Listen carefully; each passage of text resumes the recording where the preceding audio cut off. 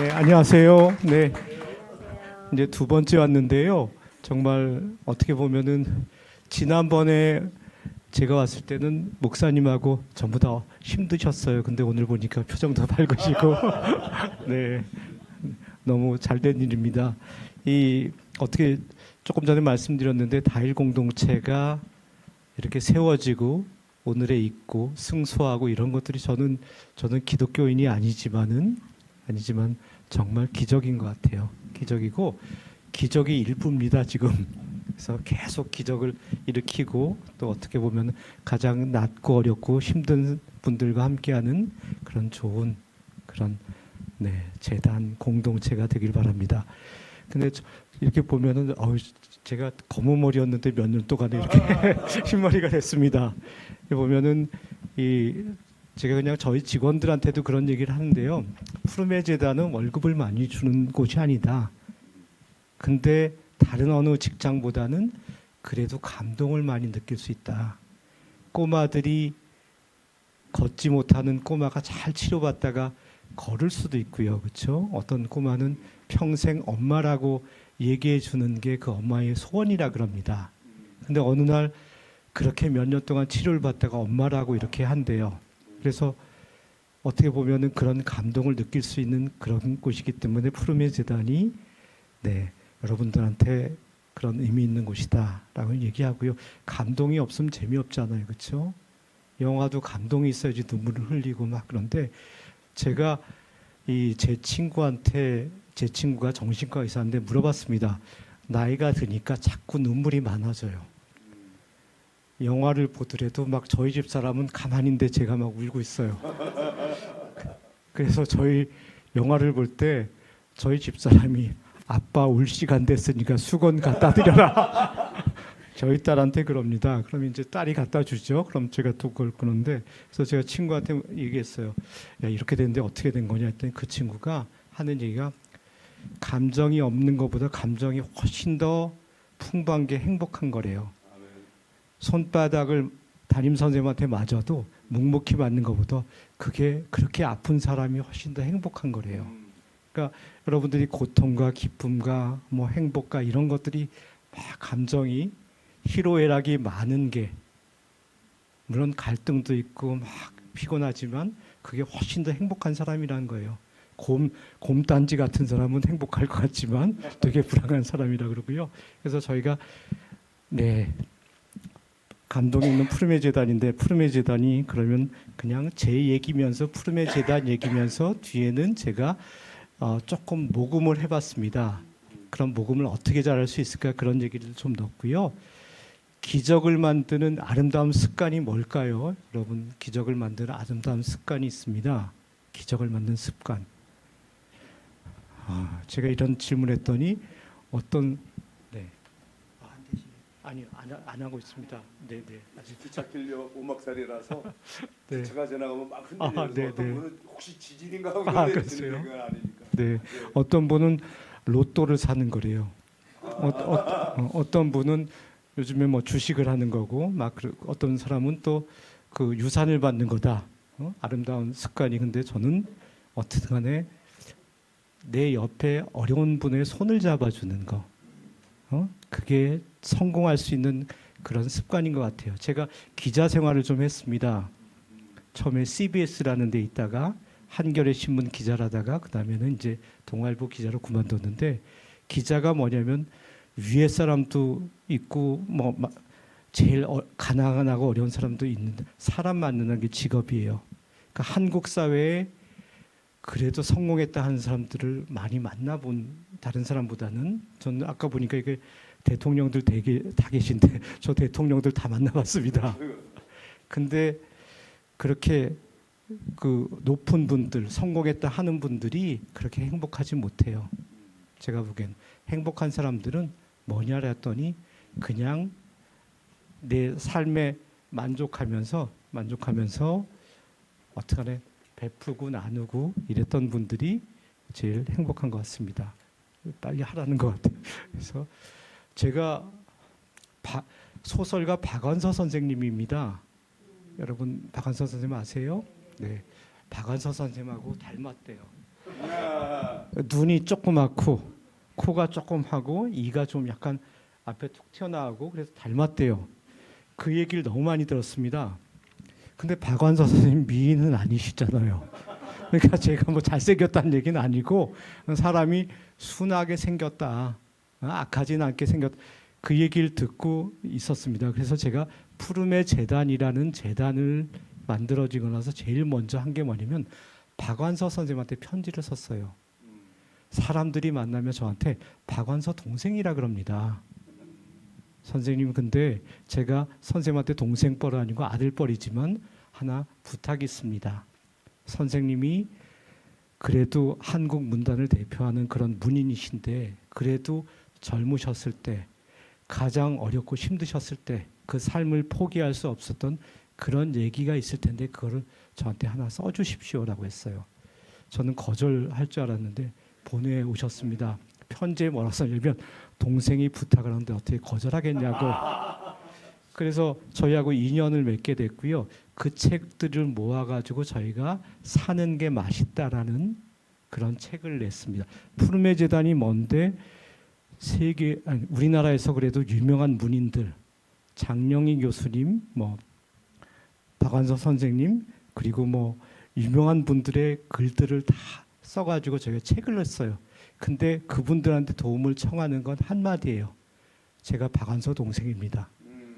그러니까 똑같은 말로 도와주세요. 지금 다일 공동체가 이런 상황입니다. 그러면 안 되고 그분이 가장 소중하게 생각하는 가치를 하나 던져서 그분이 작은 도움을 받는. 그래서 이제 박완서 선생님은 매달 저희한테 5만 원씩을 후원해 주었어요. 그리고 재단에 오셔서 1년에 두세 차례씩 직원들하고 같이 식사를 하셨어요. 근데 약주를 되게 좋아하세요. 대낮에도 소주를 한 병 이상 드세요. 네, 남편이 그 호씨 아닙니까? 호씨거든요. 전기 그 사업을 했던 세운상가에서 그 집안 남편이신데요. 사업하신다고 집에 들어오신데 술 취해서 많이 들어오신대요.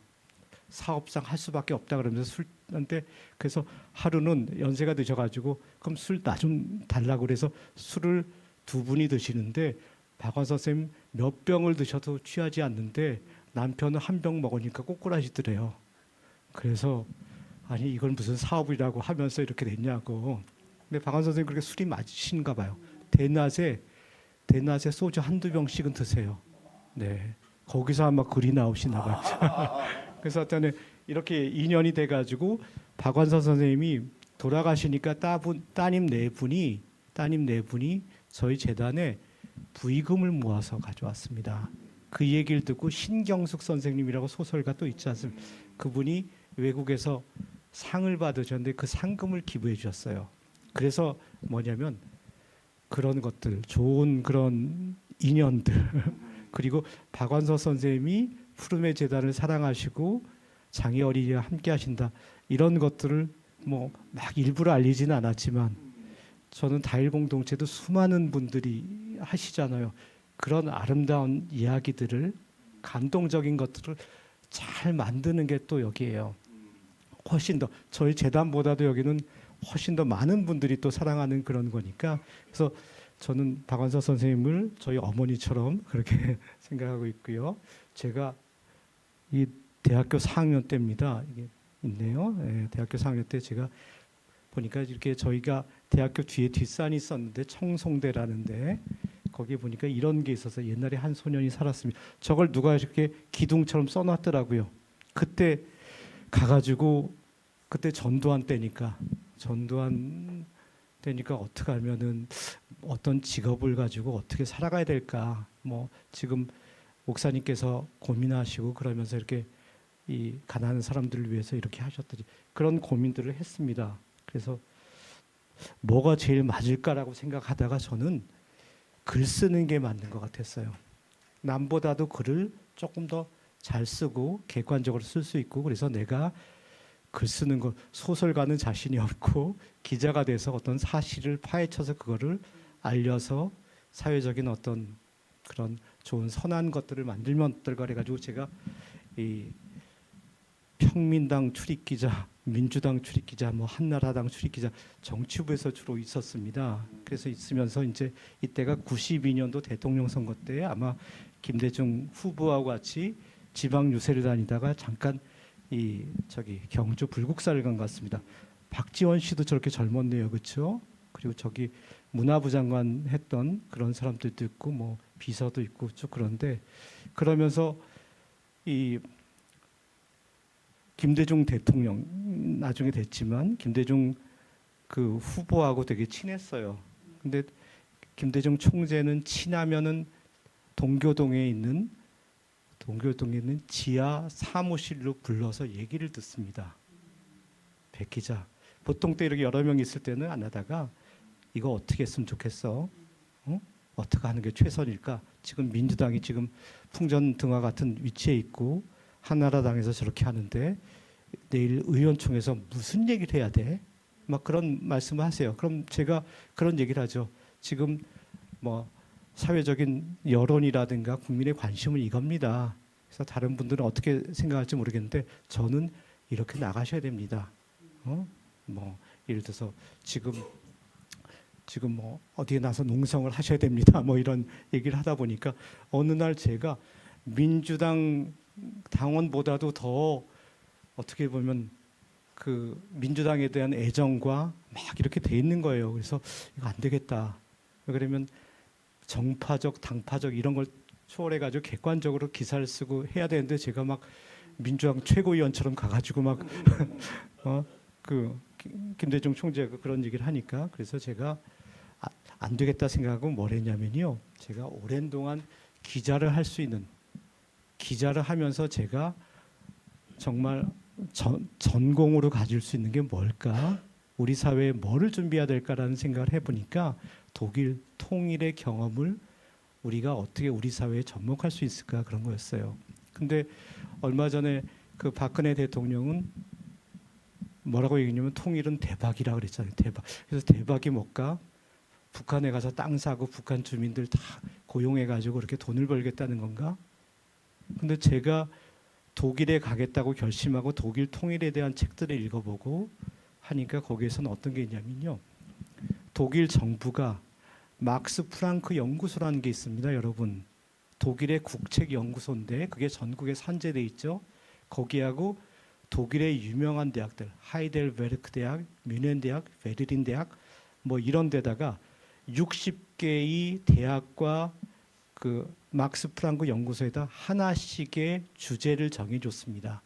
여성, 독일의 여성 그러면 동독의 여성은 몇 살까지 살고 질병은 어떤 게 제일 많이 걸리고 평생 애를 몇 명 낳고 몇 살까지 일하고 일하는 거는 어떤 일을 하고 자식들은 몇 명이 고등학교 가고 몇 명이 대학을 가고 생활 수준은 어떻고 이런 것들을 조사하고 소독에 그러면 여성의 지위와 수명과 건강과 모든 복지와 모든 걸 조사해가지고 독일 통일이 됐을 때는 여성은 2명의 자녀를 낳아야 되고 그 자녀는 어디까지 공부를 시켜야 되고 그래서 사회적으로 어떤 역할을 해야 되고 그 여성이 나이가 들었을 때 건강을 위해서 국가에서 어떤 배려를 해야 되고 이런 것들을 책 한 권, 한 700~800페이지짜리 책을 만드는 거예요.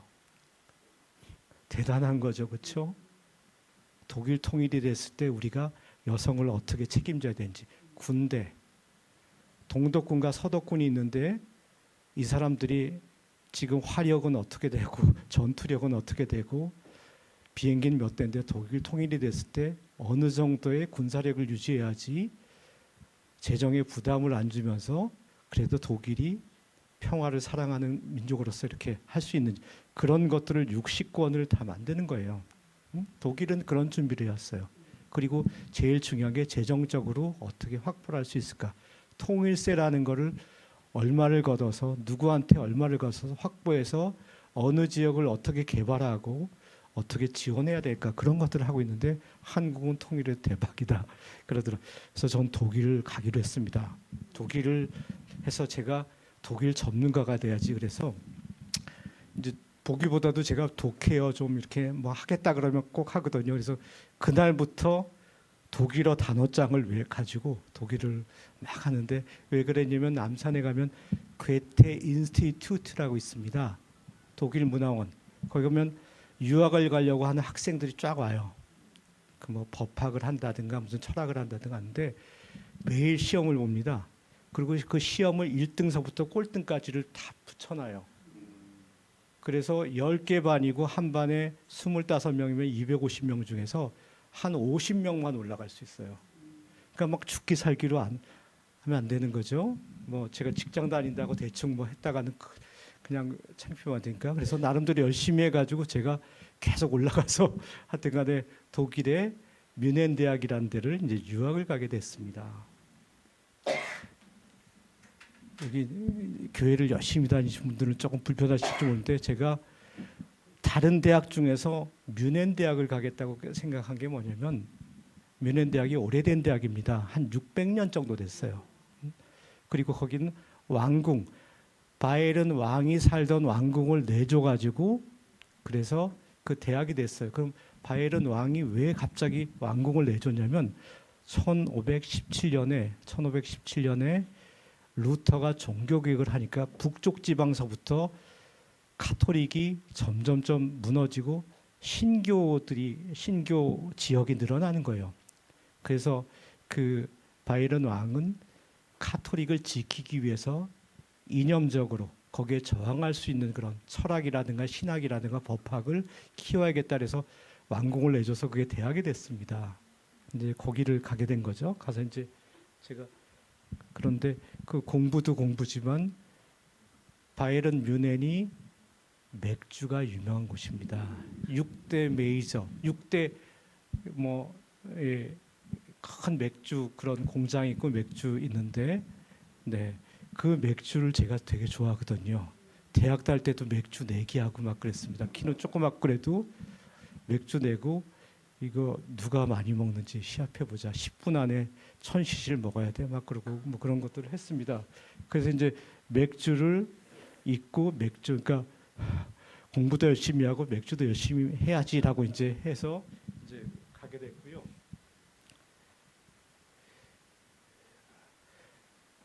다시 돌아갔네요. 이제 저희 집사람입니다. 이제 집사람하고 같이 갔어요. 집사람은 서울시 직원이었습니다.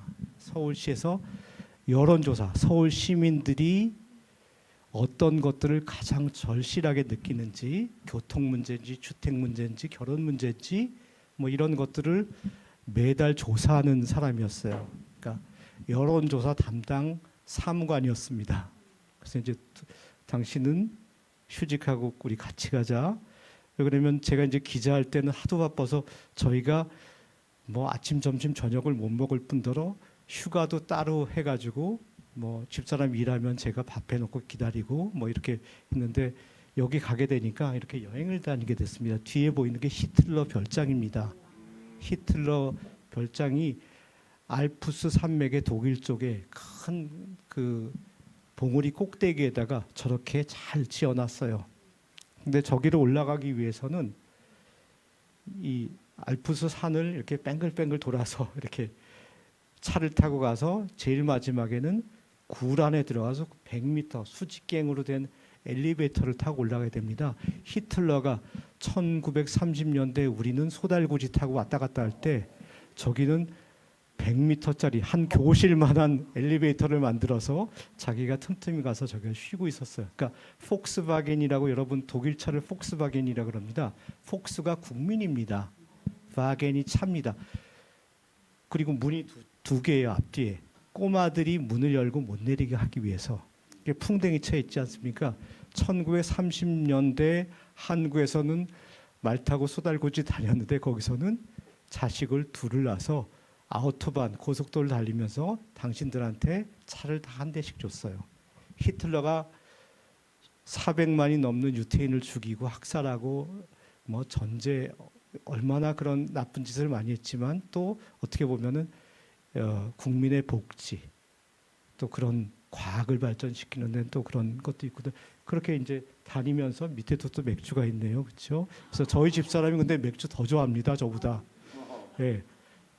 그래서 네 이렇게 저희가 이렇게 쭉 다니면서 이렇게 했습니다. 그리고 여기 자꾸 나오다 보니까 이 맥주가 자꾸 나오네, 그렇죠? 여기 보면은 개선문처럼 돼 있죠, 여러분. 개선문이 아니라 필스너 우르겔이라는 맥주 회사의 정문입니다. 필스너 우르겔이라는 게 혹시 슈퍼에 가면은 초록색 체코 맥주입니다. 필스너, 필젠 맥주의 우르겔, 오리지널이란 뜻입니다. 자기네가 만든 맥주란 뜻이에요. 가보면은 저 안에 이렇게 큰 투어를 하게 돼 있고 그 밑에는 전혜린 씨라고 여러분 아세요?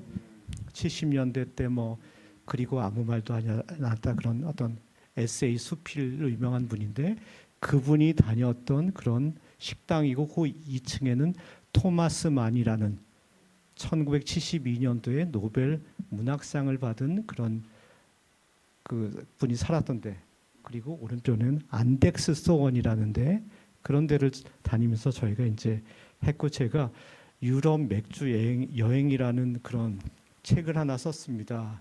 그 책이 베스트셀러입니다. 네, 그래서 그런 것들을 하겠는데 재미있는 게 뭐냐면요. 저기 독일 친구들하고 수업을 듣다가 이렇게 나와가지고 독일 사람들은 맥주는 술이 아닙니다. 그냥 우리로 따지면은 그냥 커피 정도 될까요? 근데 이제 수업이 끝나고 맥주를 한 잔 마시러 와서 이렇게 얘기를 하고 있는데 그날따라 조금 많이 마셨어요. 근데 화장실을 가다 보니까 그 전까지는 몰랐는데 글씨들이 보이더라고요. 깜짝 놀랐습니다. 글씨들, 낙서한 글씨들이 보이는데 거기에 하이니 벨, 그 사람도 옛날에 노벨 문학상을 탄 사람이고 칸딘스키라는 작가, 화가 이름도 있고 그리고 레닌의 이름도 있어요. 그래서 오늘 깜짝 놀라서 이게 뭔지 그래서 그 맥주집 주인한테 물어봤더니 이게 다 이 맥주집을 거쳐간 사람들이래요. 자기네가 노벨상을 몇 명 수상자를 배출했고 뭐 누구를 배출했고 그래서 그 사람들의 그런 얘기를 듣고 제가 그러면 맥주는 옛날에는 어떻게 만들었습니까? 그랬더니 이제 그런 얘기를 알게 돼서 이렇게 쓰게 된 거고요. 그래서 재미있게 하여튼간에 제가 독일 생활을 했습니다. 그래서 책도 3권을 번역하고 논문도 쓰고 뭐 나름대로 이렇게 행복하게 잘 지냈는데 그리고 이게 이렇게 되는군요. 그랬는데 이제 2년 동안 제가 유학을 잘 하고 나서 이제 귀국에 앞서서 귀국 전에 에딘버러라는 저 이제 독일이라는 게 이렇게 대륙에 있으니까 섬나라인 영국에 가서 에딘버러를 좀 구경해 보자. 거기에 그 스코틀랜드 사람들이 얼마나 독립을 열망하고 어떤 그런 문화들이 있으니까 그래서 이제 이 에딘버러에 가서 잘 그렇게 구경을 하고 런던을 통해서 에딘버러 갔다가 다시 런던을 통해서 이제 독일로 돌아오면 짐을 싸고 이제 귀국을 하기로 돼 있었습니다. 귀국을 하기로 돼 있었는데 중간에 글래스고라는 도시를 통해 가지고 제가 오는 그 과정에 저희 애가 갑자기 이거 자꾸 이렇게 되네요. 저희 애가 갑자기 변이 마렵대요. 변이. 저희가 6살이었는데 배가 아파 그래서 그래 그러면 조금 가다가 보면은 휴게실 있으니까 기다려봐라고 하는데 한 20분을 달려도 휴게실이 없더라고요. 그래서 조금 기다려봐. 그리고 도저히 못 참겠대요. 그래서 차를 이렇게 직선으로 돼 있고 한 3도 정도 오르막길이고 거기다 세우고 제가 애를 내려서 그럴 또 모르니까 요 건너편으로 넘어가서 거기서 변을 쐬었습니다. 근데 애가 그 참지를 못했어요. 근데 이렇게 태우려고 보니까 팬티에 변이 묻었어요. 그래서 저희 집 사람한테 얘가 못 참고 이게 변이 묻었네. 그랬더니 저희 집 사람이 보통 때 같으면 항상 속옷을 2벌 정도 넣고 다니는데 그날따라 깜빡 잊고 속옷을 차 트렁크에 있대요. 금방 꺼내면 된대요. 그래서 저 바구니에 있었어요. 저 바구니에. 나무 바구니에 있어서 집사람을 이렇게 내리고 저는 문을 열고 애를 집어넣고 한순간 쾅 하는 순간 정신을 잃었어요. 정신을 잃고 깨보니까 이렇게 뭐 피가 이렇게 흐르고 있고요. 피가 흐르고 있고 제가 이게 무슨 피일까? 이게 갑자기 악몽을 꾸나 그랬더니 막 이렇게 누르고 있는 거예요. 제가 차 밑에 깔려 있었습니다. 저 차가 와서 저희를 치고 저를 깔고 저희 집 사람은 중간에 쓰러져 있고 그래서 제가 막 알게 되니까 비명을 지르는 거죠. 비명을 지르니까 아까 그 트레일러 운전사들이 와서 저를 꺼내주고 제가 집사람한테 막 기어갔어요. 기어갔더니 누워있길래 막 흔들었습니다. 괜찮냐고. 당신 살아있어? 왜 눈을 좀 떠보라고. 근데 미동이 없어요. 그래서 저는 그때 생각이 뭐냐면 우리가 이렇게 스코틀랜드 와가지고 여기 죽는구나. 우리 집사람 이제 죽게 됐구나. 그 순간이 들고 그럼 어떻게 해야 될까? 막 그렇게 울부짖고 있는데 갑자기 눈을 정말 거짓말 턱 뜨더니 애는 어떤지 보래요. 그래서 애한테 기어가 보니까 애는 차 안에서 울고 있어요. 그래서 제가 이제 저기 조수석 트렁크를 열고 거기서 카메라를 지금 같은 카메라가 아니고 그때는 이 필름 카메라니까 그래서 이 사진을 찍었어요. 쭉 찍고 저 사람이 마이클 그릭이라는 사람이고 당시에 38살이고 글래스고에서 프로그래머였는데 스코틀랜드 검찰에다가 왜 저 사람이 이 넓은 길에서 갓길에 서 있는 우리를 치웠는지 얘기를 해달라고 했는데 답변이 온 게 뭐냐면 이 사람이 평소에 편도통을 앓고 있었고 그날따라 날씨가 흐려가지고 그 세네아를 먹고 정신을 잃고 구토를 했대요. 그리고 저희한테 덮쳤다는 거죠. 저는 그래서 저기 뭔가 뒷모습으로 뭘 하고 있는데 그게 아마 폴더폰으로 연락을 하는 것 같아서 그게 구조를 신청한 건지 누구와 어떤 얘기를 했는지 알아봐 달라는데 그거는 스코틀랜드 검찰에서는 안 해줬어요. 다행히 저희가 그래도 그 시간을 버틸 수 있는 게 뭐냐면 제가 외국에 나갈 때 변호사 보험을 들어놨어요. 건강보험과 변호사 보험을 들어놔서 저희가 8년 동안 소송을 했는데 8년 동안 영국 변호사 2명과 독일 변호사 1사람의 변호사비를 다 보험회사에 줬어요. 그러니까 전화를 한 통화해서 안녕하세요 하면서 잠깐 인사만을 하더라도 그게 1시간의 그런 것들이거든요. 그 당시에 300파운드였나? 하여튼 60만 원 정도 됐대요. 1시간 수임료가. 그래서 저희 집사람이 하여튼 간에 변호사비로 들은 돈이 한 40억 정도 된다 그러네요. 8년 동안 했으니까. 네. 그 보험을 안 들어왔으면 큰일 날 뻔했죠. 네. 그래서 여기 하나 조금 더 가면은 그래서 이 사람들이 저 막 길에 있던 사람들 뛰어가지고 저희를 구출해 준 겁니다. 그래서 네, 그래서 이제 제가 이런 사진들을 다 찍어놨는데 나중에 저 사진 몇 장이 결국 소송에서 승소하는데 결정 말로 해가지고 이렇다라고 해서는 뭐 없는 거죠. 이런 사진들 이거 아니고도 여러 장을 찍어놨거든요. 그래서 네 그렇습니다. 그리고 이제 저희 집사람은 그 현장에서 좀 있으니까 그 구급차가 와가지고 옮기더라고요. 칼라일이라는 조그만 도시 스코틀랜드로 가기에는 병원이 한참 걸리나 봐요. 그래서 잉글랜드로 넘어와서 칼라일이라는 병원에 가서 입원했는데 깜짝 놀란 게 뭐냐면 간호사가 외국에서 여행 온 한 사람을 위해서 6사람이 붙었습니다. 두 명이 8시간씩 24시간이니까 6명이죠. 한 간호사가 찍어준 거예요. 저희 집사람이 혼 상태를 한 100일 동안 있었는데 깨어나는 날 이렇게 찍어준 겁니다. 그리고 저희 애가 이 중환자실 입구에 또 가족방이라고 있습니다. 거긴 소파도 있고 거기서 놀고 있으니까 엄마는 혼 상태고 놀고 있으니까 이 간호사들이 데려다니면서 자기 딸이 다니는 유치원에 원장님한테 한국에서 여행 온 그런 어린이가 우리 병원 중환자실에 있는데 얘를 좀 데리고 오면 안 되겠느냐 했더니 그러라고. 무슨 유치원비를 받는 것도 아니고 준비물이 필요한 것도 아니고 아침에 퇴근하는 그런 간호사들이 데리고 걔를 유치원에 데려다주고 저녁에는 출근하는 간호사가 유치원에 데려주고 참 그 감동적이죠, 그렇죠? 그래서 우리도 정말 그래야 될 것 같아요, 정말.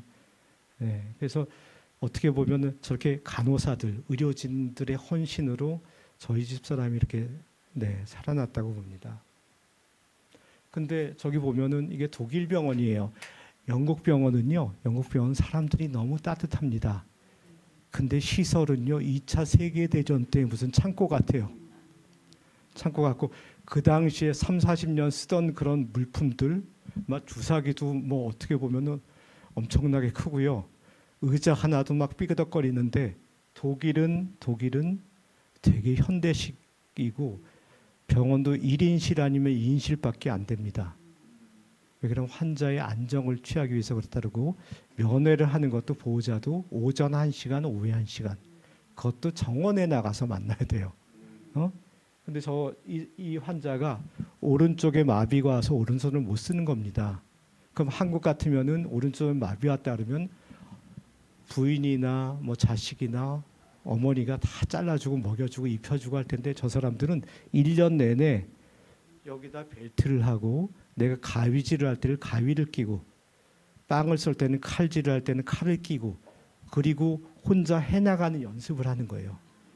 1년이고 2년이고 해가지고 이게 됐다고 하면 이제 혼자 살아갈 수 있는 절대로 누가 도와주지도 않고 그렇게 하는 건데 그게 참 놀라운 거였습니다. 그러니까 재활이라는 게 누가 도와주는 게 아니라 혼자 모든 것들을 해나갈 수 있도록 하는 게 재활이라는 걸 알게 됐고요. 그래서 이제 저희가 이렇게 잘 치료를 받고 1년 반 정도 치료를 받고 독일 의사가 그런 얘기를 하더라고요. 한국에 가면은 교통사고 환자, 절단 환자 이런 사람들은 계속 치료를 받지 않으면 뼈와 근육이 굳기 때문에 앞으로 또다시 그런 것들을 가족한테 의지할 수밖에 없으니까 가서 독립적으로 살아가라. 그래서 이제 저희 집 사람이 귀국을 했는데 이제 다리 하나를 잃었습니다. 그러면 무릎을 하면서 저는 몰랐는데 제일 무서운 게 출혈이래요. 출혈을 막기 위해서는 다리를 자를 수밖에 없었다고. 감염이 돼가지고 한 번, 2번을 더 잘랐습니다. 근데 의사가 그런 얘기를 해요. 당신 부인은 살지 못하겠다. 그러니까 당신이 관을 준비하래요. 관을. 그래서 제가 관을 사러 많이 다녔습니다. 근데 동양 사람에 맞는 거는 어린이집밖에 없어서 결국 그랬는데 다행히 기적적으로 살아나서. 근데 여기가 신촌 세브란스 재활병원이에요. 지금도 마찬가지고 여러분 중에 아는 분이 뇌졸중이라든가 교통사고로 당했다면 여기 들어갈 수 없습니다. 몇 달을 기다려야 돼요. 들어갈 수 있는 건 뭐냐면 1인실로 들어갈 수 있습니다. 그래서 저희도 병원을 가봤는데 병원에서 입원할 수 없대요. 그래서 아니 환자가 병원에 입원할 수 없습니까? 그랬더니 저한테 잘 모르시나 본데 당신 부인과 훨씬 심한 사람들이 수천 명이 대기하고 있대요. 그래서 저희도 기다리다가 1인실로 할 수 있다 그래서 1인실로 해서 2인실로 가고 4인실로 갔습니다. 근데 이게 아침 6시 한 반 정도에 저 좁은 복도 한 1.5m 되는 복도에 7시가 되면은 뭐 밥을 운반하는 차, 간병인, 무슨 뭐 보호자, 면회객, 의료진 때 장사진을 칩니다. 그 전에 한가할 때 걷는 연습을 하는 거예요. 시간이 그 병원 안에서 병원 밖으로 나오면 자동차가 쌩쌩 다니고요. 복도에서밖에 할 수 없습니다. 그래서 복도에서 지금 그런 걸 하는 거예요. 그래서 어떻게 보면 그래도 한국이 그래도 나름대로 그 당시에도 잘 산다고 98년도, 99년도 있던데 그래도 OECD에 가입하고 잘 산다는데 장애인이 되고 나서 보니까 벼랑에 떨어지는 거. 다 문턱이에요. 저희 집사람하고 저하고 식당을 어렵게 그래도 문턱이 없는 데를 가서 밥을 식사를 하려고 했더니 자기네는 아직 안 열었다고 가래요. 그랬더니 이렇게 나오는데 뒤에다 막 소금을 뿌려요. 오늘 장사 뭐 그런다고. 그러니까 어떻게 보면 지금은 많이 좋아졌지만 우리 한국 사람들의 의식 속에 그런 것들이 있어요. 그렇죠? 사회적인 약자에 대한 것들, 더 강한 사람한테는 꼼짝 못하는데 약한 사람한테 그런 것들을 하여튼간에 많이 느꼈습니다. 그래서 어떻게 해볼까?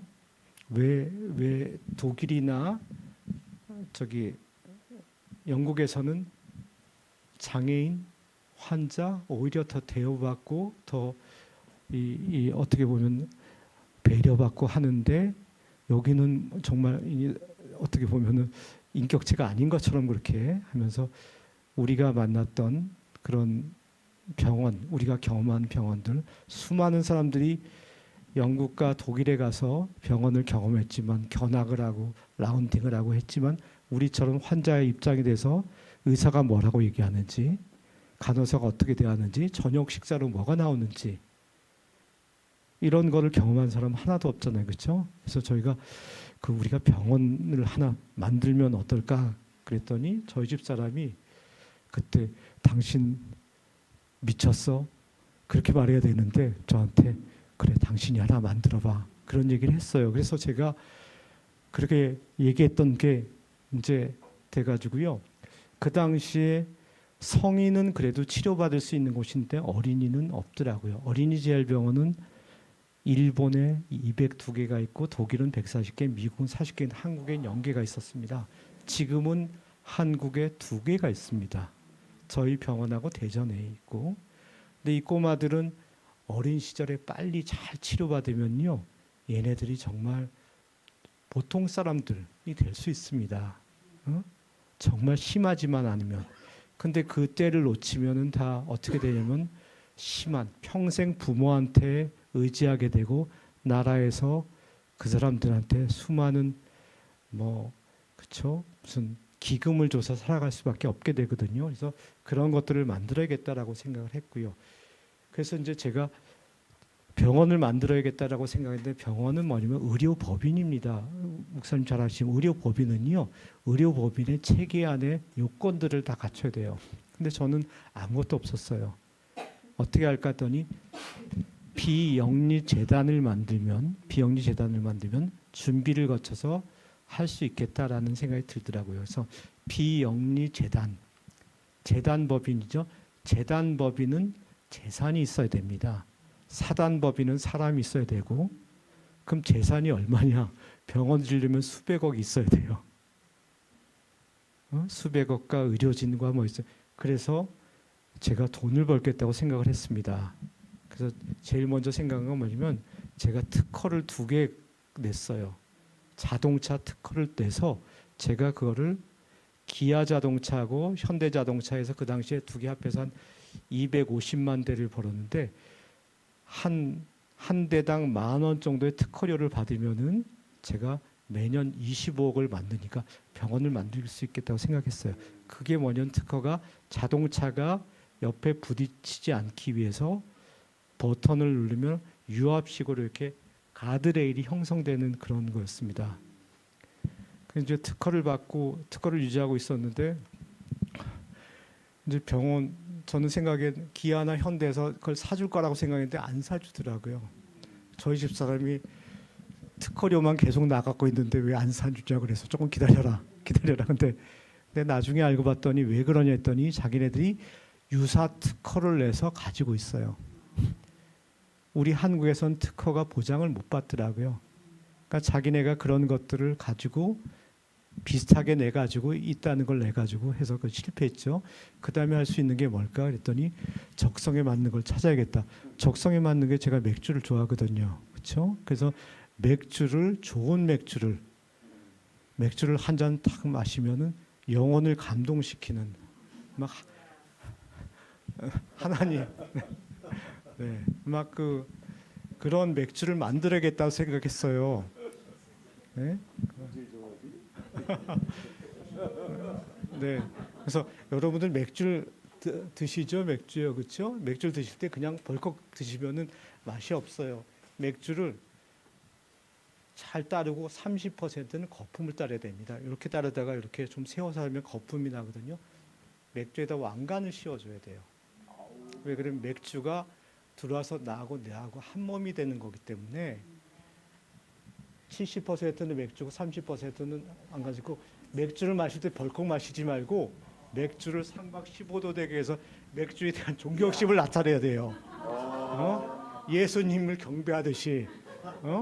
그래서 눈으로는 맥주를 바라보고 그리고 천천히 가서 혀 위에 올려놓고 한 5초, 7초 정도 맛을 보세요.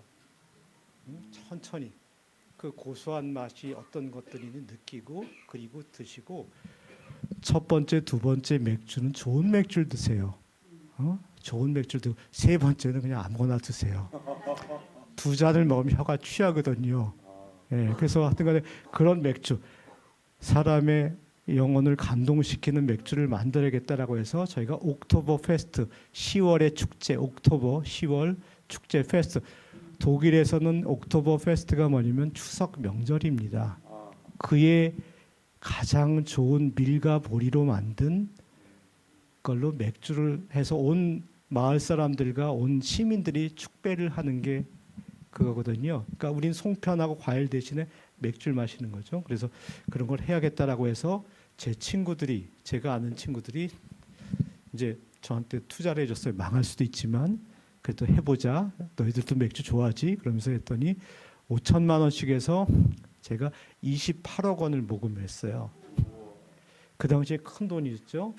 그래서 맥주 이렇게 회사를 만들어 이게 일부분입니다. 저게 일부분인데 하루에 한 3톤을 만들 수 있는 회사를 맥주는 장치 산업이에요. 장치 산업이라서 그런 것들을 우리나라 최초로 이렇게 맥주를 만들었고요.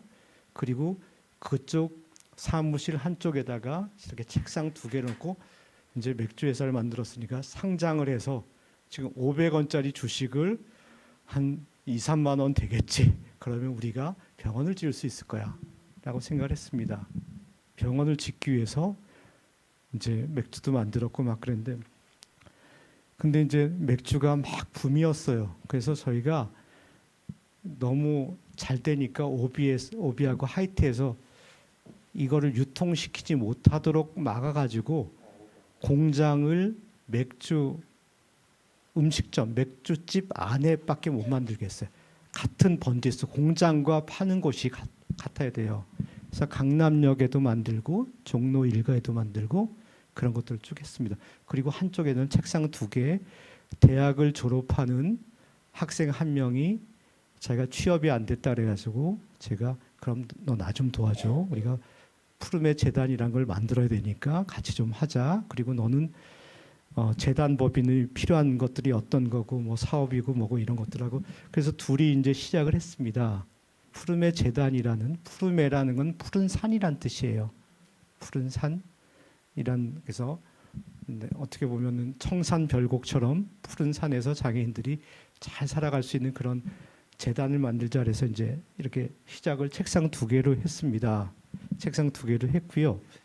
그리고 제가 존경하는 분들을 모셔서 같이 이런 재단을 만듭시다라고 해서 저희 재단의 초기 이사장님은 김성수 대한성공회 주교님이시고요. 그리고 저기 박원순 변호사님 그 당시에는 변호사님이시고 나중에 이제 시장님이 되셨죠. 뭐 샘터사 사장님 그렇게 제가 이제 기자 생활하면서 만난 분들하고 같이 우리가 지금은 병원이 없지만 앞으로 병원을 만듭시다라는 그런 얘기를 했습니다. 그래서 이제 시작을 했고요. 첫 달을 올렸고 저희 집 사람이 다행히 피해 보상을 받았습니다. 그래서 이제 서울시 공무원인데 5급 공무원이었어요. 5급 공무원이면 이때 저희 집 사람이 33살이었는데 이제 그만둘 때까지 2급까지 올라갈 수 있다고 생각하고 2급이면 이사관이죠. 2급까지 올라갈 거라고 생각하고 뭐 그러면은 58세까지 정년 때까지 받을 월급의 절반 정도를 하고 뭐 해가지고 이제 마지막으로 협상을 해가지고 받았습니다. 받았고 저거를 이제 집사람은 자기가 경험한 그런 독일과 영국 병원 같은 병원을 만들자라고 해서 이렇게 재단에 내놔서 재단의 재산이 현금 10억 7천만 원, 나중에 7천만 원을 이 사람이 돈이 더 있더라고요. 보니까 7천만 원을 없는 줄 알았더니 7천만 원을 내놓고 제가 가지고 있는 옥토버 페스트 그 회사의 지분이 제가 한 13% 있었는데 10%. 그래서 저희 푸르메 재단은 피와 맥주를 일어선 재단입니다. 직원들한테 그런 얘기예요. 술이 나쁜 것도 아니고 술은 적당히 마시고 하면 정말 행복을 주는 그런 것들이고 우리 재단은 피하고 맥주로 맺어진 거다. 맥주를 잘해서 이제 그런 그 상장이 되었으면 좋겠지만 그 다음부터는 또 경제 위기가 오더라고요. 그래서 이제 어려워져서 그 뭐 상장을 해서 그거는 불가능하게 됐고 하여튼간에 이렇게 됐습니다. 근데 제가 재단이 2005년에 세워졌는데 2005년 연말에 어디 이렇게 조그만 장애인 단체에서 모금 행사를 한다는데 갔어요. 갔더니 이분이 오셨어요. 이분이 거의 누우신 분이고 아주 마르고 작은 분이세요. 그분이 이렇게 오더니 푸르메 재단에서 오셨습니까? 그래서 그렇다 그랬더니 푸르메 재단에서 병원을 짓는다며요. 그래서 내 꿈은 하여튼간 저희가 재활병원을 짓는 겁니다. 그랬더니 이분이 이가 아파요. 먹고 싶어요. 이렇게 하시더라고요. 그래서 저는 깜짝 놀라서 그러면 치과에 가보셨어요? 했더니 아무도 당신을 받아주지 않는데요. 받아줄 병원도 갈 수가 없대요. 다 턱이 있고 계단이 있고 저렇게 전동 휠체어를 타고는 아무도 올라갈 수 없대요. 그래서 제가 그 다음날 세문안교회, 광화문에 있는 세문안교회부터 종로 3가까지 동아일보 있는 쪽하고 해서 교보문고 있는 쪽하고 해서 했더니 치과가 36개가 있더라고요. 근데 엘리베이터가 있던지 하여튼간에 휠체어를 타고 갈 수 있는 그 치과는 한 6개 정도 됐고 나머지는 복도라든가 계단을 통해서 올라가는데 다 가봤습니다. 가서 저희 집사람이 휠체어를 타는데 여기 와서 치료받을 수 있습니까? 그랬더니 한 곳도 받는다는 곳이 없어요. 모두 안 받는다 그럽니다. 그래서 제가 너무 놀래가지고 왜 안 받습니까? 그랬더니 하는 얘기가 첫 번째 장애인은 입 안에 구강 상태도 되게 심각하고 보철도 해야 되고 틀니도 해야 되고 해야 하기 때문에 너무 심해서 이 사람들은 경제력이 없다. 치료해도 오래 걸릴 뿐더러 돈을 낼 수 없기 때문에 우리는 안 한다. 두 번째는 치료를 하다가 사고가 날 수 있다. 몸이 뭐 강직이 된다든가 피가 멎지 않는다든가 갑자기 뭐 몸을 뒤틀다가 사고가 나. 그래서 아예 우리는 안 한다. 세 번째는 뭐냐면 이분을 모셔다가 유니체어에 눕히려고 그러면 여러 사람이 와가지고 눕혀야 되고 시간이 지나지 않습니까? 지금 다른 손님들은 다른 고객들은 1시가 급한데 우리가 장애인 환자 치료한다 그러면 다 싫어한다. 그러니까 우리 못 받겠다 그러더라고요. 그래서 제일 먼저 세운 게 장애인 치과를 세웠습니다. 1층에다가 저렇게 들어올 수 있게 하고 차도 몇 대가 둘 수 있는 그런 데를 저희가 시작을 했어요. 어려운 장애인들은 우린 무료로 치료하겠다. 그리고 돈 많은 장애인들은 절반은 내라. 그래서 했어요. 근데 어떻게 했느냐? 제 친구 중에 하나가 서울대 치대 교수인데 그 친구한테 그랬습니다. 야, 내가 너 의사라서 잘 모르겠지만 그 장애인이고 그리고 휠체어 타는 사람들은 갈 데가 없다. 그러니까 너는 월요일 날 오고 네 후배들 제자들 다 데리고 와서 월요일은 누가 하고 화요일은 누가 하고 이렇게 한번 해보자. 응? 그랬더니 이 친구 하겠대요. 해보자. 그래서 의기투합해가지고 그렇게 치과를 만들었습니다. 근데 제가 조금 일찍 출근하는 편이에요. 한 7시 반에 출근하는데 7시 반에 출근할 때 보면 이 안에 휠체어가 4-5대가 와 있습니다. 벌써. 그분들이 서울에 사는 분도 오시지만 목포에서 광주에서 뭐 부산에서 새벽 기차를 타고 와서 아침에 다 계시는 거예요. 그래서 보면은 물어봤더니 의사한테 물어봤더니 별로 심각하지 않대요. 잇몸이 많이 상한 거래요. 그래서 그분한테 왜 그러면 여기 안 가셨냐니까 갈 수도 없고 일단 받아주지 않는다는 거예요. 근데 우연히 서울에 장애인들이 오는 치과가 생겼다 그래서 왔다고. 네, 그렇게 시작을 했죠. 그래서 제일 먼저 이제 저희가 치과를 시작하고 그리고 그때 다일 공동체를 몰랐습니다. 알았으면 왔을 텐데 그래서 저희가 이제 쪽방촌하고 서울 시내하고 서울 근교에 중증 장애인 시설이 되게 많습니다. 해리먼이라고 부천이나 뭐 그런 데도 있고요. 그래서 그런 데를 매달 이렇게 다니면서 이렇게 치료를 했죠. 근데 저희 직원들은 지금은 안 될 텐데 그때는 직원들이 막 사명감에 불타고 착해가지고요. 네, 그래서 저런데 여기 무슨 네 신설동도 오고 뭐 쪽방촌이란 쪽방촌을 쭉 다니면서 오고 그분 중에서 심한 분은 치과로 모시고요. 그리고 현장에서 할 수 있는 건 잇몸 치료하고 발치를 했습니다. 발치를 해서 그런 것들을 쭉 하니까 이제 그때부터 푸르메 재단이 뭔데 저런 일을 하느냐라고 이제 조금씩 알려지기 시작했어요. 그리고 저희 주교님이 김성수 대한성공회 주교님이신데 지금은 강화도에서 우리 마을이라고 발달장애인 청년들하고 같이 콩나물을 키우고 계세요. 당신이 유산으로 받은 그런 곳을 장애인 그룹홈을 만들고 옆에 공장을 풀무원이라는 회사에서 지어줘가지고요. 그래서 콩나물을 키우는데 그 콩나물을 다 싣고 오셔가지고 길에서 팔았습니다. 왜 그러면 이 병원을 지어야 되는데 기금이 필요합니다. 그래서 강지연 변호사님 저기 두 분이 다 머리가 좀 없으시네요, 그렇죠? 강지연 변호사님이 저희 지금 이사장이신데 그렇게 하고 대학생 봉사단들도 가서 지금 모금을 하고요. 그래서 그때는 정말 길거리 모금도 많이 했습니다. 많이 하고 무슨 어디 축제가 열린다 그러면 그런 데도 가가지고 막 하고요. 그래서 했더니 어떤 분이 오셨어요. 어떤 분이 오셔가지고 서류를 내미신데 그게 보니까 평택의 땅을 갖고 계시대요. 그 땅을 기증하고 싶으대요. 근데 저분이 그 이재식 선생님은 6.25 전쟁 때 다리를 심하게 다치셔가지고 다리가 심하게 저는 분이고 그 양남수 그 부인 사모님께서는 뇌출혈로 1급 장애인이 되셨어요. 근데 두 분이 심한 장애이신데 저 땅을 가지고 오셨어요. 그래서 이거 뭡니까 했더니 우린 장애인으로서 먹고 살만하다.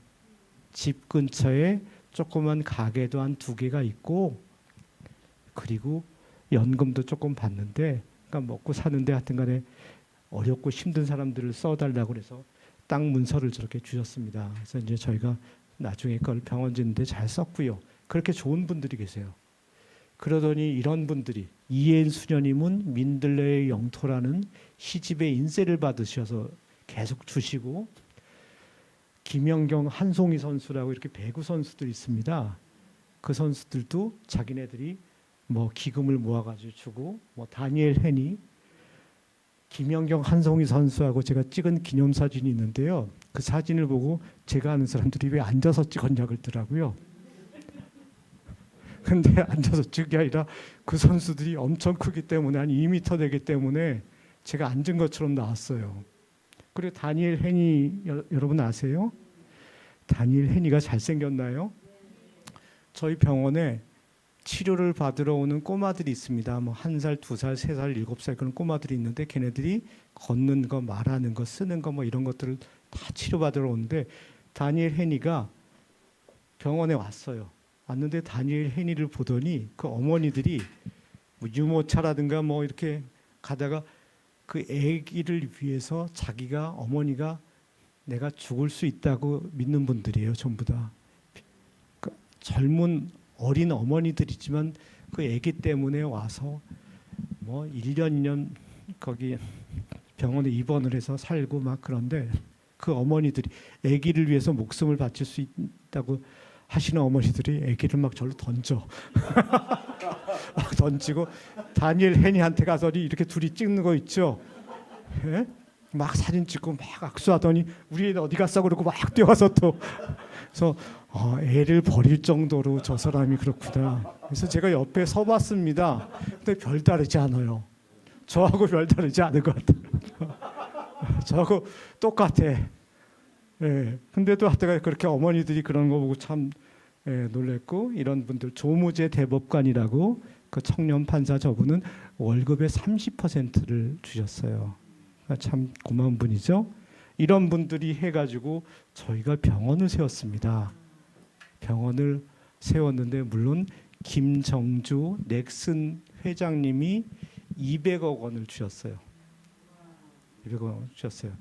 근데 세우게 돼서 지금은 이 500명씩 이렇게 치료하고 있죠. 근데 이 참 인연이라는 게 그게 뭐냐면 저희 병원에 저희 그 재단 다음에 한번 기회 되시면 오세요. 재단의 이 건물이 원래는 재단이 땅이 마포구청의 주차장이었습니다. 거기다 지하에 공영 주차장을 세운다는 얘기를 듣고 제가 어떻게 하면 여기다 세울 수 있을까 생각을 했어요. 땅이 있다 그러면은 일단 많은 분들이 신뢰하니까 기금을 줄 수 있다고 생각해서 마포구청장을 찾아갔습니다. 그래서 여기서 건물을 세우게 되면 우리 기부 체납하겠다. 대신 지상권을 우리한테 줄 수 있느냐 했더니 마포구청장은 오케이죠. 자기네들이 건물을 지어가지고 재산을 주겠다니까 오케이. 대신 마포구청에서는 대신 장애인 복지관이 25개의 자치구, 구청 중에서 자기네만 없으니까 여기다가 한 층에다가 장애인 복지관을 넣어달라고. 그래서 이제 합의를 받습니다. 그러니까 우린 땅이 생겼잖아요. 종로 한복판에 우린 땅이 있습니다. 병원을 지어야 됩니다. 그렇게 이제 캠페인을 했어요. 그렇게 했는데 어떤 분이 저희 재단에 매달 큰 돈을 주시더라고요. 후원을 하셔서 50만 원씩을 해줬습니다. 근데 개인이 매달 50만 원을 해주기 쉽지 않잖아요. 그렇죠? 그래서 제가 뵙자고 했습니다. 근데 만나러 갔더니 그분이 휠체어를 타고 나오셨어요. 아니 어떻게 된 겁니까? 그랬더니 미국 유학을 갔다 교통사고로 다리를 다치셨대요. 근데 자기가 매일 집 앞을 이렇게 출발해서 가다 보면 푸르메 재단 간판이 있는데 푸르메 그래가지고 처음에는 무슨 환경재단인 줄 알았다. 근데 내용을 보니까 어린이들을 재활병원이 있고 잘 쳐서 우리 일원을 만드는 걸 보고 감동해서 자기가 후원하게 됐다. 그래서 그분이 나중에는 10억 원을 기부해 주셨습니다. 벤처 기업을 하시는 분이셨어요. 근데 재밌는 게 일이 참 좋은 인연은 또 이어지듯이 그분이 이제 제가 설득을 했어요. 제가 기자였으니까 장애인이 성공해서 장애인 어린이 병원을 해서 큰 기금을 내줬다는 게 얼마나 감동적이에요. 그래서 기사를 쓰자 그랬더니 그분은 안 쓴대요. 절대로 안 쓰게. 그래서 제가 보기는 이렇지만 제가 한번 물면 안 놓습니다. 그분을 한 석 달 정도 설득을 했어요. 석 달을. 집에도 찾아가고 회사에도 찾아가고. 그럼 당신 스스로 당신을 위한 게 아니라 이건 정말 치료받아야 되는 수십만 어린이를 위한 거니까 기사 내야 된다 했더니 기사를 쓰겠다 해서 동아일보에 한 면의 기사가 났습니다. 근데 그 기사가 난 날 넥슨의 김정주 사장님이 치질 수술로 병원에 계셨어요. 치질이면 아무 데도 못 가잖아요. 그러니까 아침 조간신문을 다 보는데 거기에 자기가 아는 저 분이 나오셨어요. 이 사람 뭐지? 그러니까 그런 사연이 있으니까 그 다음에는 이제 저희 재단을 찾아와서 인연이 되고 나중에는 이제 그렇게 큰 기금을 내줬습니다. 그런 걸 보면서 세상에 좋은 분들은 많아요. 근데 얘기를 해야 돼요. 우리가 필요한 돈이 얼마고 왜 이 돈이 필요한 건지. 그러면은 마음을 열 분도 많이 있습니다. 그래서 저희가 이걸 졌어요. 생각해 보세요. 의사, 간호사, 치료사가 여기 한 200명이 일하고 있습니다. 지금은 미국이나 동남아에서도 우리 교포뿐만 아니라 외국인들의 자녀들도 와서 치료받고 있습니다. 그 소문이 나서요. 네, 그런 게 있고. 그래서 저는 어떻게 생각하냐면요. 10년이 지나니까 병원을 만든 지 10년 지나니까 10살 된 애가 20살이 됐어요. 얘가 잘 치료받고 취업도 한 애도 있지만 대부분 발달장애, 자폐, 오티즘 꼬마들은 다시 집으로 가서 엄마하고 같이 살아요. 엄마가 외출을 못해요. 그리고 지난 코로나 기간 동안에 동반 자살한 가족이 16가족이 됩니다. 어디 갈 수 없으니까. 그래서 이제 이런 꼬마들이 일할 수 있는 좋아하는 일이 뭘까라고 했더니 식물에 물을 주고 열매를 따고 농사를 짓는 걸 제일 좋아하더라고요. 그래서 이제 저희가 네덜란드나 일본에 가서 이제 그런 걸 경험하고 저희 꿈은 뭐냐면 거기에 농장도 있고 공장도 있고 뭐 쉼터도 있고 이런 그런 공동체를 하나 만드는 게 이제 꿈이고요. 꿈이고 그런 꿈을 꾸고 있는데 어떤 분이 나오셨어요. 요 가족이 나오셨어요. 푸르메 재단이 농장을 만들어야겠습니다. 스마트팜을 만들어서 발달장애인 청년들이 일하는 그런 걸 꿈꾸고 있습니다. 했더니 이분들이 나오셔가지고 당신들이 여주에다 땅이 있는데 거기다 비닐하우스하고 해보니까 힘들더라니까 당신들한테 해주십시오라고 해서 저희한테 4,000평을 주셨어요. 4,000평을 주셨고 이제 4,000평을 주셨으니까 땅이 또 확보가 됐죠. 땅이 확보가 됐으면 절반이 된 겁니다. 그럼 어떻게 할까 해서 그 지도를 놓고 막 다 찾아봤더니 여주에서 멀지 않은 이천에 하이닉스가 있어요. 그래서 하이닉스 사장을 찾아갔습니다. 찾아가서 하이닉스 사장한테 우리가 여기다 장애인들을 위한 공장을 만들었는데 당신들이 사회공헌 기금으로 좀 도와달라. 근데 이게 때가 있는 것 같아요. 다 때가 있는 게 뭐냐면 그 사장님의 딸이 첫째 딸이 자폐래요. 그래서 어디 시설에 있다는 거예요. 누구보다 자기가 절박하게 느낀다. 그러냐? 그러면 우리 좀 기금을 달라 그러고 그때 최태원 회장, SK그룹의 회장이 ESG 경영을 하겠다고 막 그런 걸 했어요. 그래서 잘 해가지고 SK 하이닉스에서 농장을 짓는데 저희가 기금이 보기보다 계속 많이 들어와서 100억이면 지을 줄 알았는데 150억이 들었어요. 근데 50억 절반을 내줬습니다. 그래서 절반이 해결이 됐죠. 그래서 저희가 이렇게 지었어요.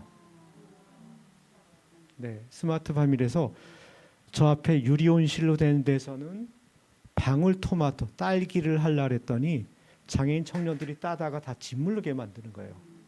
그래서 네덜란드에서 가져온 종자 되게 달고 딱딱하고 보관을 2주에 할 수 있고 그리고 매출 그 비용도 잘 받을 수 있는 그걸 심었고 그리고 저 뒤에 보면은 여기 가공하는 볼록 나온 데 가공하는 시설이고요. 저 옆에는 기숙사하고 식당이고 정면에 보이는 데는 카페를 지었습니다. 그리고 가운데는 광장식으로 했고요. 여주에 저런 게 생겼다니까 뭐 여주 사람뿐만 아니라 이천 양평 이런 데서도 오고 있고요. 하여튼 나름대로 명소가 됐습니다. 장애인 청년들이 일하는 곳, 그 옆에는 그 청년들이 만드는 빵, 카페, 바리스타도 거긴 발달장애 청년이다라는 그러기 때문에 혹시 기회가 되시면 여주의 오학동, 학이 5마리 있는 동네래요. 오학동에 한번 오시면 좋을 것 같습니다. 이렇게 일을 해요. 그래서 이 친구들이 4대 보험을 받습니다. 최저임금 이상을 받습니다. 처음에는 저하고 눈도 마주치지 못했는데 지금 얼마나 콧대가 세고 자존감이 센지요. 이렇게 저기에 입사를 했더니 입사할 때 한 3대1 정도 됐습니다. 입사 시험이 뭐냐면 시험이 저 화장실 갔다 와도 돼요. 차가 밀려서 늦었습니다. 이렇게 표현을 해야 돼요. 근데 표현을 잘 못하는 그런 청년들도 많이 있습니다. 자폐는 그리고 또 하나는 시험이 실기 시험은 뭐냐면 방울토마토 500g을 다르세요라고 하는데요. 그 방울토마토를 저울에 단다는 개념을 모르는 친구도 있어요. 그런 친구는 안 되는 거죠, 그렇죠? 표현도 하고 700g이 됐든 2kg이 됐든 다를 수 있는 그런 청년들은 다 합격을 했어요. 근데 합격을 하니까 프랭카드가 많이 걸렸습니다. 누구누구 집 자식 거기 푸르메 소셜밤 합격 뭐 그러고 예. 그래서 이제 이렇게 됐고요. 그러니까 4대 보험도 받고 자기가 월급도 최저 생기기 근데 4시간 이상을 일을 하지 못합니다. 4시간 일하고 대신 2시간 배워요. 교실 같은 데서 교실 배우는 게 뭐냐면 통장을 자기가 관리하는 법. 너가 와서 명의를 빌려달라든가 모르는 사람이 그랬을 때 거절하는 방법. 뭐 탁구 그리고 요리 뭐 이런 것들을 좋아해 가지고요. 이렇게 하고 있습니다. 이 친구들은 저는 몰랐는데 88 올림픽 때 서울 시내에 있던 보육원, 고아원, 재활원 이런 데를 전부 다 경기도로 내쫓았대요. 여주에도 고아원이 4개가 있더라고요. 여기에 일하던 친구들이 저희의 그 농장에서 일을 하면서 매달 뭐 4시간 일하고 한 125만 원을 받으니까 이 친구들이 독립을 하고 싶어 합니다. 그래서 여주시하고 잘해가지고 지금 아파트를 5개를 얻어서 2명씩 이렇게 나와서 생활해요. 저는 못 가봤는데 저희 직원이 가봤는데 얼마나 정리를 잘하고 막 번쩍번쩍하대요. 서랍을 열어보면 속옷이 막 육사생도처럼 이렇게 잘 개져 있다고 그래서 왜 그러는 거냐 했더니 평생 25살이 돼서 30살이 돼서 내 것을 처음 가져갔어요. 내 집, 내 책상. 그렇대요. 그래서 저는 되게 감동적이고 이런 친구들이 다니고 있고요. 그렇습니다. 그래서 제가 저희 재단에 후원해 주신 분들하고 이렇게 조찬 모임이 있습니다. 그래서 김영석 교수님이라고 여러분 아세요? 김영석 지금 100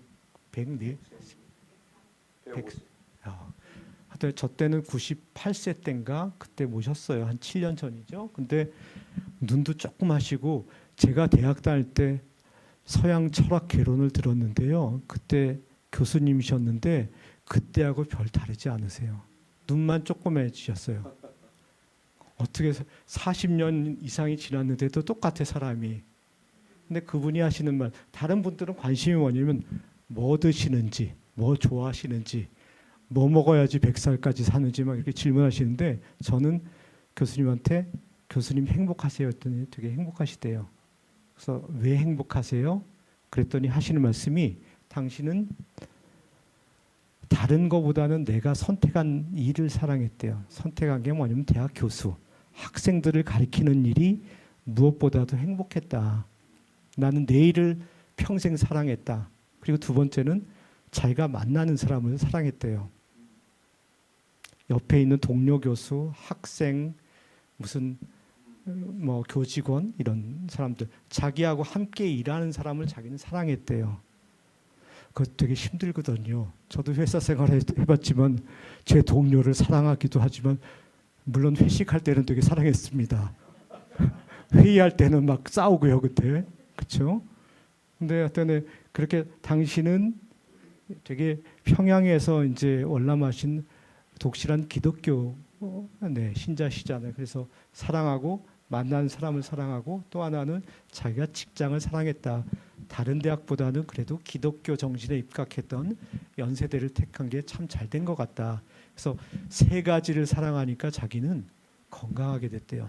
정신적으로도 건강하고. 그래서 그 당시에 98살인 때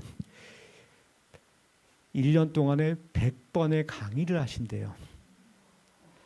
그리고 일주일에 이틀은 마을버스를 타고 수영을 다니신대요. 지금도 그러실 것 같으세요. 네? 그리고 자기가 1년 전에 책을 2권 써가지고 거기서 큰 상금을 받아서 철학을 전공한 사람들을 위한 기금으로 내놨다. 그래서 자기는 되게 행복하다. 그런 말씀하시더라고요. 그래서 여러분들 더 행복하시겠지만 하여튼간에 일과 사람과 직장을 사랑하면은 그럴 것 같습니다. 저희 후원자 중에서요 이분이 계세요. 이분이 파독 간호사로 독일을 갔다 오셨대요. 젊은 시절에 독일을 가셔가지고 오셨는데 갑자기 중병에 걸리셔서 뇌성마비처럼 온몸을 떨고 그러다가 여러 번 넘어져서 이가 다 깨지셨어요. 이가 깨지니까 사람을 만날 수가 없대요. 사람 만나는 게 힘들고 먹지 못하고, 그러니까 사람을 꺼리게 되고, 그러면서 이분이 저희 치과에 오셔서 치과 치료를 받으셨습니다. 치과 치료를 받을 수 있는 게 뭐냐면 임플란트를 양쪽으로 심어드리고 거기다가 틀니를 껴드렸어요. 저희가 어디서 그 기업을 잘 설득해서 기금을 받아서 그분한테 다 그걸 해드렸어요. 그랬더니 그분이 이제 비로소 사람들을 만날 수 있고 자기는 세상으로 나갈 수 있게 됐다 그러면서 저기다 이렇게 쓰셨어요.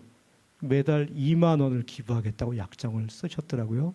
그래서 제가 아니 선생님 천안에 사세요? 그래서 얼마 혹시 그 정부로부터 받으세요? 그러니까 기초수급자리에서 35만 원을 받는다 그럽니다. 근데 35만 원을 받는 분이 2만 원씩을 후원하시겠대요. 저희 못 받습니다. 그랬더니 자기가 이 치아를 이렇게 고쳐주는 게 당신한테는 생명을 준 거하고 똑같다. 그래서 자기는 고마워서 그렇다 그래서 안 됩니다 했더니 자기네 구청에서 쌀도 주고 반찬도 주고 근처 도서관도 갈 수 있고 괜찮대요. 그래서 이제 잘 해가지고 10,000원만 받았습니다. 그러니까 어떻게 보면 수급자, 가장 가난한 사람도 후원할 수는 있다는 거죠. 본인의 마음이 있으면. 근데 그 마음을 어떻게 열 거냐, 그렇죠? 만약에 이건희 회장이 살아계시다 그러면 이건희 회장이 한테도 10,000원, 20,000원이 아마 그분한테는 소중할 거예요, 그렇죠? 근데 직원들하고 그런 얘기를 합니다. 어떻게 하면은 하여튼간에 그 마음을 열 수 있는 것들, 그리고 그런 마음을 열 수 있는 일을 하고 있다는 걸 잘 알리는 게 되게 중요한 거다. 그리고 이제 저희 동네에 있는 이발 미용실인데요. 제가 이제 머리를 자르러 가서 이제 제가 일산에 살고 있거든요. 일산에 산지 25년이 됐는데 저길 처음에 이사 와서 갔습니다. 가서 그 원장님하고 얘기하다 보니까 원장님이 되게 좋으세요. 그래서 이제 한 달에 한 번씩 가다가 원장님한테 원장님 저기 행복한 일이 있어요 했더니 뭐예요? 그래서 푸르메 재단을 후원하시면 행복해져요. 그래서 이제 저희 그 원장님이 그 저희 재단을 후원하세요. 후원하셔서 제가 무슨 일이 있어도 여태까지 무슨 일이 하늘이 두 쪽 나도 저희 가족은 다 저기 가서 머리 자르고 뭐 파마하고 그렇습니다. 그것뿐만 아니라 제가 아는 모든 사람들한테 전 미용실 가야 된다고 얘기를 해요. 일산에 사는 저희 동네 사람들 뭐 친구들. 그럼 저분은 또 어떻게 하시냐면 푸르메 재단 후원도 있고 보는 사람마다 푸르메 재단 후원해달라고 여기서 어린이들 치료하고 있다. 당신이 10,000원 해주면 그게 정말 그렇다. 그렇게 되는 것 같아요. 그래서 제가 보기에는 하여튼간에 정말 정성을 다해서 하면은 또 이제 이 다일 공동체는 좋은 게 또 기업이라든가 오는데 뭔가 눈물 펑 나게 해야 됩니다. 배식도 좋지만 어떤 게 좋을까요? 저희는 치과 봉사 갔을 때 그 발달 장애인들 이런 분들이 무서우니까 막 벌벌 떱니다. 근데 유니체어를 가져갈 수도 없으니까 간이에다가 그런 기계를 가져가거든요. 그때 자원봉사자들을 모집하면은 그런 분들이 오셔서 그 사람들 손을 잡아줘요. 양쪽에 손을 잡아주고 그분들이 막 떠는 거를 한 8시간 정도 같이 잡아주고 괜찮다 그러고 당신 앞으로 잘 먹을 수도 있고 잇몸 치료했으니까 이제 건강해진 거라 그런 얘기를 하고 나서 제일 마지막에는 정기 후원서 쓰는 시간이 있습니다. 그러면은 90%는 쓰는 것 같아요. 왜 그러면 그분들이 피부로 느꼈어. 푸르메 재단이 어떤 일을 하는지. 그래서 근데 그걸 조금 극적으로 또 그런 것들을 좀 좋은 프로그램을 마련하시면은 네 그렇게 되는 것 같습니다. 그래서 그런 것들이 저희한테는 있고요. 그리고 이제 최일도 목사님이 뭐 워낙 유명하시고 그런데 잘하시고 하지만 얼굴이 지고 하지만 요즘 젊은 친구들은 셀럽이나 뭐 이런 나름대로 자기네들이 좋아하는 사람이 있어야 됩니다. 근데 저희는 가수 현하고 어떻게 잘 또 인연이 됐어요. 근데 저 사람은 저희 병원을 짓기 위해서 마라톤을 매년 20차례 정도 뛰었습니다.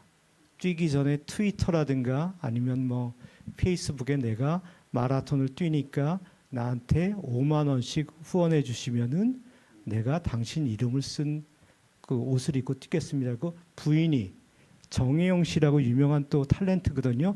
그 부인이 밤새 후원해 준 사람 이름을 다 써요. 그거를 동영상으로 또 올립니다. 그럼 사람들이 또 다 후원을 해주죠. 그래서 가수 션이란 사람이 한 진실된 사람이 후원받은 금액이 38억 원이에요. 저 사람이 마라톤을 뛰므로써 한 게, 그러니까 저는 보면은 다일 공동체가 목사님도 계시지만 션도 있고 아이유도 있고 이런 심볼들이 더 많아져야 된다고 생각해요. 그 사람들을 통해서 목사님의 얘기, 목사님의 뭐 말씀이라든가 다일 공동체가 추구하는 가치, 어려운 점, 지금 동대문 구청장이 속색이고 있는 거 이런 것들 다 할 수 있게 그런 분들을 하여튼간에 상징적인 분들을 한 두세 분만 하시면 정말 저는 훨씬 더 폭발력이 있을 것 같고요. 또 하나는 저희는 후원하신 분들 저게 명단입니다. 이런 책자가 있어요. 후원하신 분들을 매년 통계를 내요. 중간에 그만두신 분도 계시지만 일시로 하신 분도 있지만 매년 하신 분들, 매년 3만 원씩 하신 분이 지금 3년이 됐으면 얼마고 해서 저 통계를 보고 연말이 되면 직원들이 전화를 합니다. 10,000원 하신 분들한테는 너무 감사하다고, 당신이 주신 금액으로 지금까지 꼬마들이 어떻게 성장하고 했지만 지금 더 해주십시오. 10,000원을 해주신 분은 2만 원, 2만 원은 3만 원, 3만 원 5만 원, 1,000만 원 해주신 분은 2천만 원. 그렇게 하세요. 근데 두 가지예요. 못합니다라고 하시는 분이 절반이지만 내가 조금 하겠습니다 하는 분은 4분의 1이고 생각해 보겠습니다는 또 4분의 1이세요. 그러니까 25%는 하겠다는 거고 25%는 시간을 달라는 거고 50%는 내가 경제상 어렵습니다. 못합니다. 그럴 수 있습니다. 근데 그분은 그 100%, 100명한테 했다는 그 100명들은 머릿속에 내가 그런 제안을 받았는데 어떡하지라는 마음이 있어요. 그래서 3만 원 받은 분은 당장 5만 원 못 하더라도 연말에 조금 여유가 생겼다면 내가 10만 원이라도 일시기부에 해야지 하는 생각이 듭니다. 그러니까 정확하게 당신한테 기금이 필요하고 그 기금을 어디에 쓸 거고 그리고 그게 어떻게 선한 영향이 되는지를 이렇게 보여드리면 할 수 있는 분들은 얼마든지 있어요. 그것도 저는 앞으로 그 다일 공동체가 일을 해나가는데 여기 보니까 또 저기 목사님 그 해외 공동체도 많잖아요, 그렇죠? 그 얼마나 또 일이 많으세요. 그리고 또 하나는 저희는 사소한 것에 감사하도록 이렇게 했어요.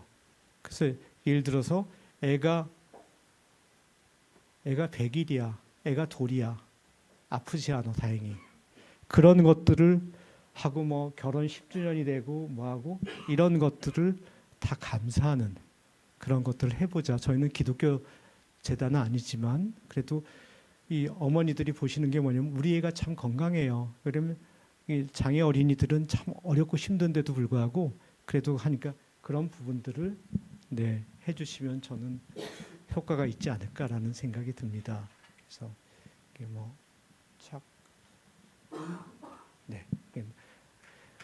거의 다 마쳤고요. 혹시 여러분들 제가 질문을 하나 내고 여러분들 그거 하시고 저기 제가 책을 가져왔거든요. 제가 쓴 책이 있습니다. 그래서 책을 가져왔는데 제가 문제를 낼게요. 맞추시는 분한테 제가 책을 드리겠습니다. 잠깐 책을 좀 가져다 주. 가방 안에 책이 두 권 있습니다. 그래서 이 중국 사람들이 되게 현실적인 사람들 아니에요, 그렇죠? 되게 현실적인 사람들인데 중국 사람들 속담에 1시간이 행복하려면 무엇을 하라 이런 게 있대요. 중국 사람들이 1시간 행복하려면 이렇게 뭘 하나 봐요. 혹시 아세요? 1시간이 행복하려면 무엇을 하라라는 얘기가 있는데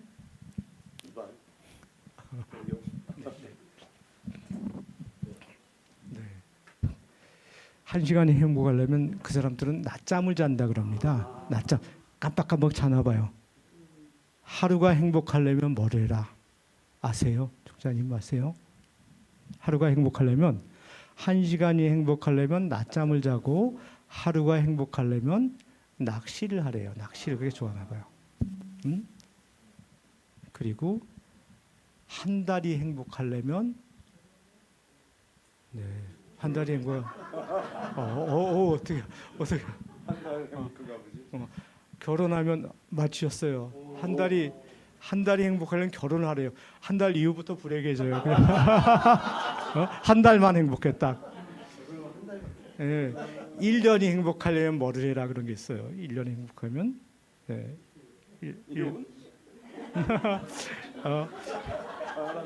1년이 행복하려면 유산을 받으래요. 1년 안에 다 써버리나 봐요. 유산 받으면 1년 동안만 행복했대요. 하루가 행복하려면 1시간 행복하려면 낮잠, 하루는 낚시, 한 달은 결혼, 한 달 이후엔 불행, 그리고 1년 행복하려면 유산을 받고 평생 행복하려면 뭐를 해라 그런 게 있어요. 네, 어려운 사람의 손을 잡아줘라. 그게 있대요. 대대손손 행복하려면 뭐를 해라 이런 게 있어요. 대대손손. 뭐 하여튼간에 이게 계속 대대손손 행복하려면 뭘 해라 이건데요. 그거는 달 공동체를 후원하라 이런 게 딱 그럽니다. 할렐루야. 네.